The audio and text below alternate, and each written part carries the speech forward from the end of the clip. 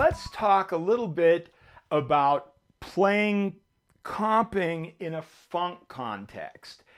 There's something going on in almost everybody I've ever seen that does this that's kind of inaudible, but unless you're really watching people, you don't you kind of miss it because it's not that audible, but it's super important. And that is, we have the right hand here, and we hear that because it's projecting, but to play funky and keep the time cool and to be syncopated right, there is a flow between the right hand and the left hand.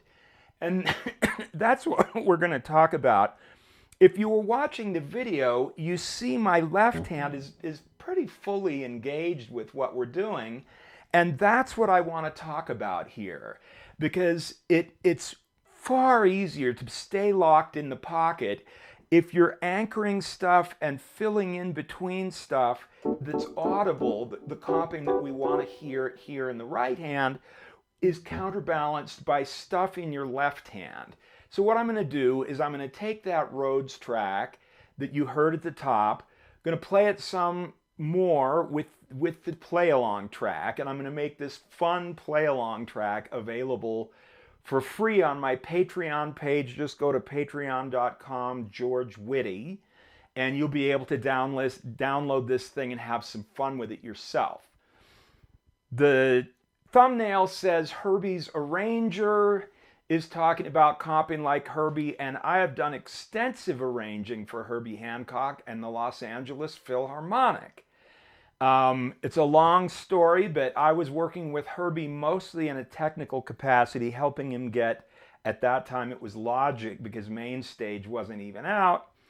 One night, just out of nowhere at 12:30 a.m., he says, I want to hear some of your stuff that's not jazz. And as it happened, I had a page with 60 film cues on it, 30 or 40 of which were orchestral cues, and I do a pretty bitchin' virtual orchestra. And to my amazement, Herbie Hancock sat there and listened to most of them over a period of like an hour and a half. Then he said, I think I have a project for you. And that's kind of how we got the ball rolling. I've done 7 arrangements for Herbie and the LA Phil, which include a lot of Herbie's classics. Let me play one for you here.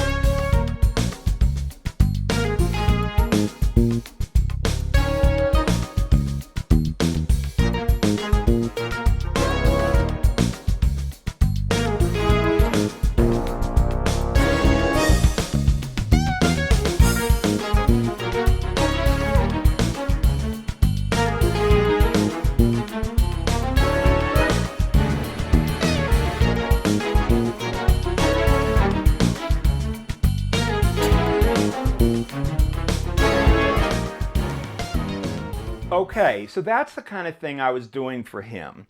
Let's, you know, in the process, I got to watch him rehearse. I got to ask him questions, you know, amazingly great. The world's sweetest human, the world's most talented man. Let's look at this track. I've got it up here, and I've got notation showing. Let me make the notation just a little bit bigger. And let's listen and see if you can actually hear what's going on in the left hand.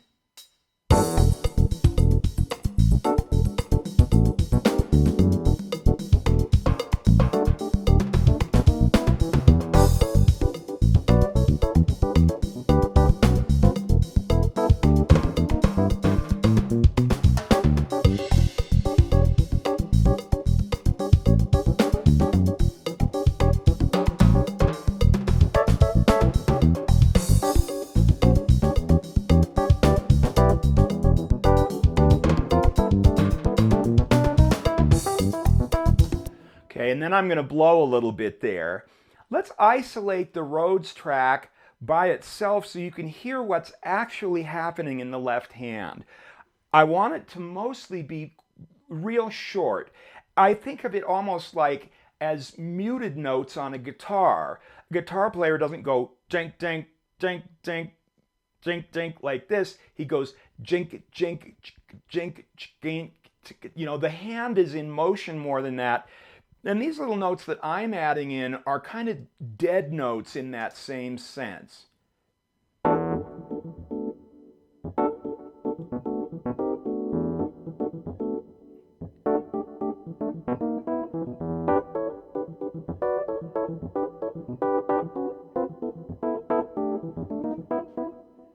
Okay, I do it, and everybody does it some different way. I do it with kind of octaves and sometimes fifths of whatever the root tonality is. And I'm trying to play, let's slow this down quite a bit. Trying to, you know, there's an old rule that I learned the hard way when you're arranging for orchestras, that they're not going to play something like this, 2, 3, 4.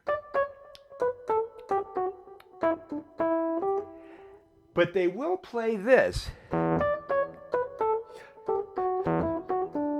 Or in the case, if, you know, if it's violins.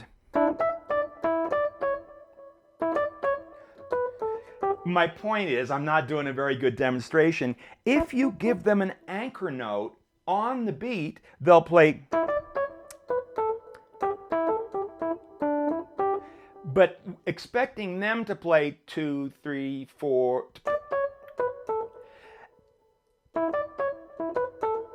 You have to give them something that's on the beat. You know, they are, what, 60 feet across a stage from, you know, the cello, which might be doubling their line. The trombones are way on the other side too. The percussionists are 30 feet away.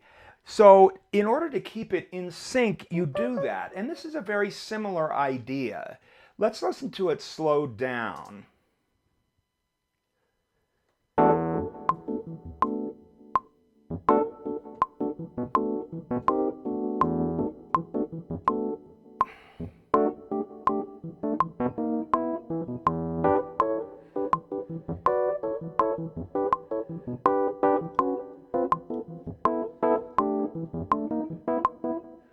Okay, let's speed it up again. This is my play-along track template in Logic, which I'm going to release for sale as soon as I get it cleaned up. It's kind of a mess, but it's great this way. You can speed it up, slow it down, transpose any of the bass lines anywhere. Let's play it with the track now. See if you can hear the notes that I'm playing on the Rhodes much. We don't want to get in the way of the bass player.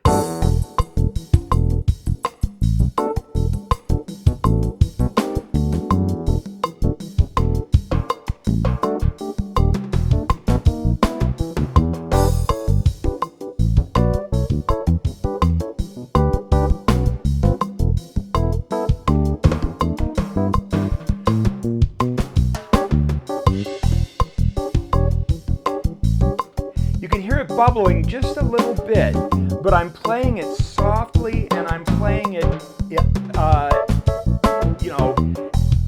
short, super short notes. I just want something to anchor myself off against.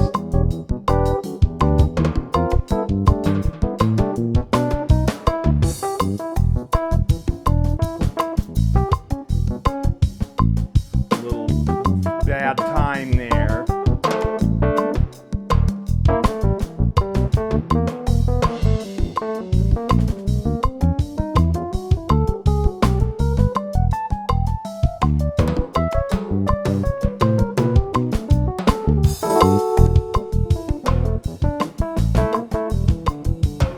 It's still in there under the solo in spots, right here.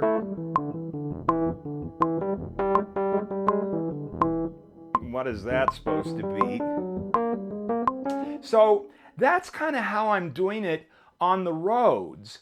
Let's talk real quick about the voicings I'm using here. Kind of an E minor 11 thing here, just, a little cluster on the bottom and some voicings.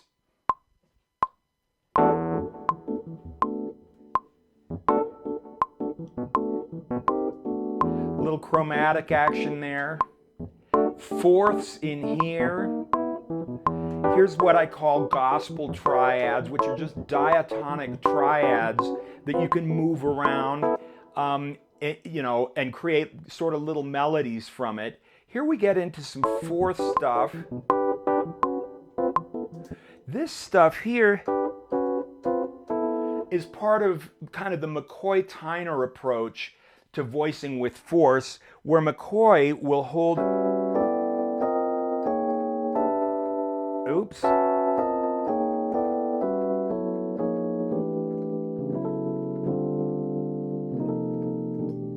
hold the top note and alter the bottom notes chromatically. I'm going to do a whole lesson about, it's going to be called power chords for jazz, because that's very much what fourths voicings are. And here I'm into fourths mode.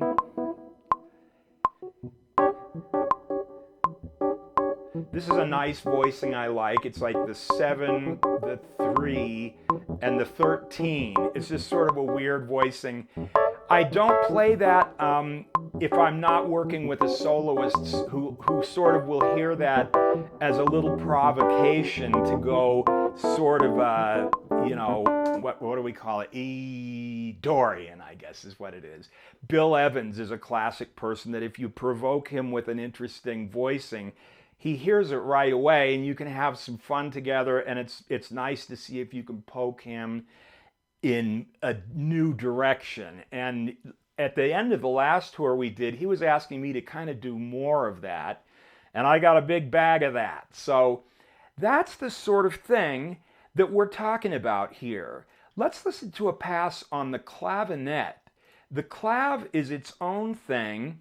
I don't tend to play very dense voicings with the clavinet. And the bottom pokes out much more. Now we're kind of talking more about Wah Wah Watson, and you gotta go to YouTube and watch, if you search for Wah Wah Watson, Hang Up Your Hang-Ups.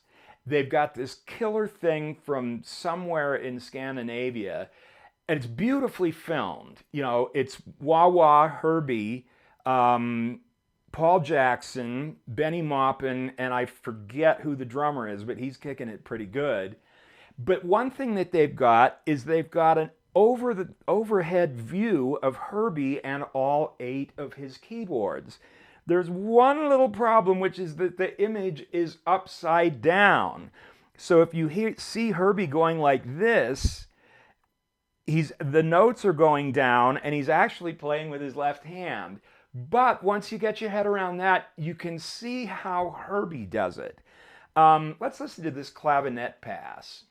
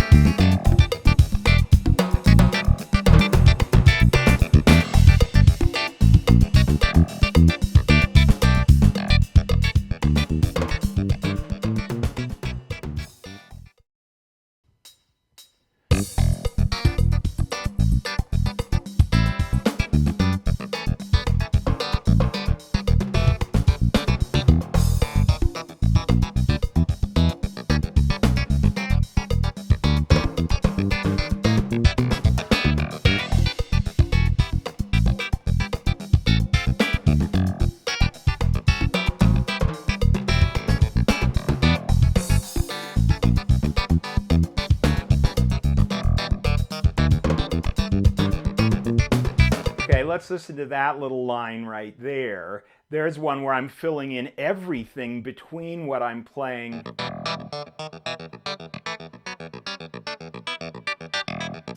And again, I don't want my bass line to be heard. I want the funky chicken picking stuff.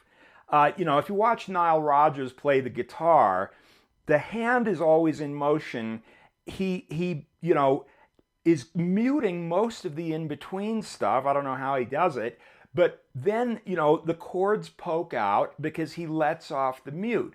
And that's kind of the sound that we're going for here.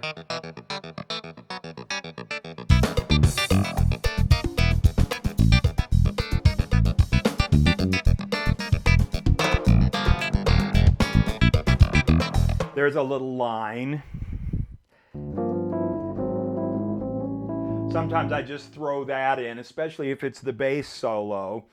G7 to A flat 7 to A7, and then back to our E minor groove. So you get the idea.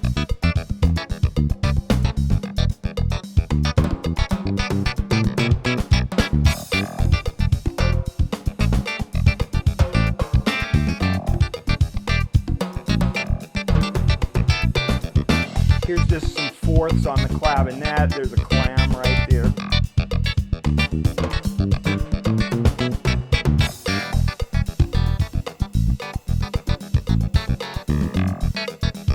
And so this one, I love the bottom of a clavinet, so I don't mind hearing that thing poking out that way. Like every now and again, the big growly note on the clavinet pops through. If you can kind of cop some of the bass line, you'll find that in between that, your right hand is going to find something cool that's a perfect match for the bass line. So download this little track. Sooner or later, I'm going to get this thing out there. But for now, I'll make a bit of a transcription of both the Rhodes track and the clavinet track available as a free PDF on my Patreon page. And I'll also make a bounce of this play-along track, maybe at a couple tempos. It's kind of loosely based on what Paul Jackson's doing.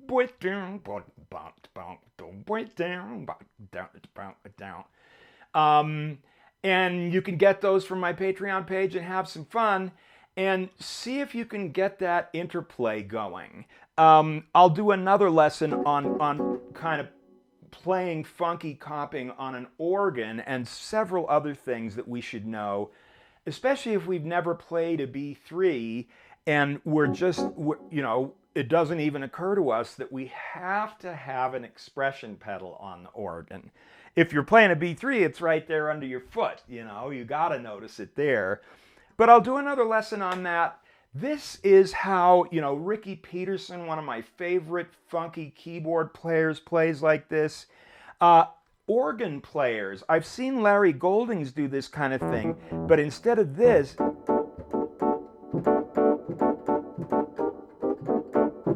there's like a palm thing going on. And my dear friend Ellis Hall, with whom I made a great CD, Ellis does the same thing. It's like just, and this on the organ is just perceived as almost like a little snare drum hit in there. Our left hand, in a weird way, is like the congas that you don't hear as much. It's in there. It's the perfect complement to the congas you are hearing better. But, maybe it's a lower pitched one, or the guy's not hitting it as hard and so forth. But you don't really see a conga player either going boom, boom, boom, boom, boom, boom, boom, boom. It's like boom, boom, boom, boom, kind of a constant motion thing that's very similar to this. So we're only looking at that one aspect of playing like the great Herbie Hancock, supernaturally talented guy. But this is something that's important to getting that Herbie feel when you're comping. And that leaves about 99.9% of Herbie's wisdom left to go. But that's it for this lesson. I'll see you for the next one.